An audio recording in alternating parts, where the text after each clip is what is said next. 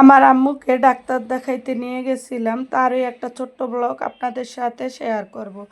আসসালামু আলাইকুম। কাছে কিংবা দূরে যে যেখান থেকে ভিডিওটা দেখছেন, আশা করি আল্লাহর রহমতে ভালো আছেন। তো এই ভিডিওটাই একটু এক সপ্তাহ আগের, এডিট করতেও ছাড়তে দেরি হয়ে গেছে। এখন সকাল সকালে আমি আম্মুকে নিয়ে হাসপাতালে চলে আসলাম। তা আম্মুকে হাসপাতালে আনার পরে, ডাক্তার দেখানোর পরে অনেকগুলো টেস্ট দিয়েছে।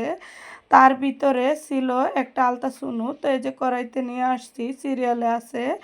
এখন আমি সবগুলা টেস্ট করিয়ে ডাক্তার দেখিয়ে আবার বাসায় চলে আসছি। তো বাসায় চলে আসার পরে দেখলাম যে কোনো কিছুই ভালো লাগে না। একটু গরুর মাংস ছিল, তো সবজিও ছিল ঘরে। তো ভাবলাম গরুর মাংসের সাথে একটু সবজি খিচুড়ি বানিয়ে নিই। তো এই যে সবজি খিচুড়িটা বানিয়ে নিচ্ছি। তো এই সবজি খিচুড়িটা পুরাপুরি আমি একটু জেড আপনাদের সাথে রেসিপি শেয়ার করব। এই কারণে এখন একটু একটু কেটে কেটে দেখাইতেছি।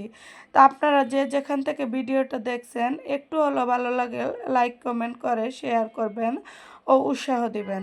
তো এখন আমার চাল এবং সবজি সব সিদ্ধ হয়ে গেল, পরিমাণ মতো পানি দিয়ে দিচ্ছি। এখন সব কিছু সিদ্ধ হয়ে গেছে, এখন আমরা খাওয়া দাওয়া করে নিব।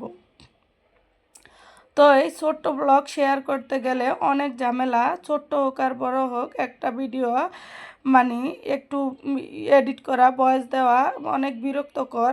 তারপরও কি করার, নাম যেহেতু দিছি ব্লগার, ডেলি ব্লগার, এই কারণে আপনাদের সাথে যেমনিতেই হোক একটু একটু করে শেয়ার করার চেষ্টা করি। তো এই যে আচার আর মুরগির মাংস দিয়ে আমরা খাওয়াটা খেয়ে নিচ্ছি।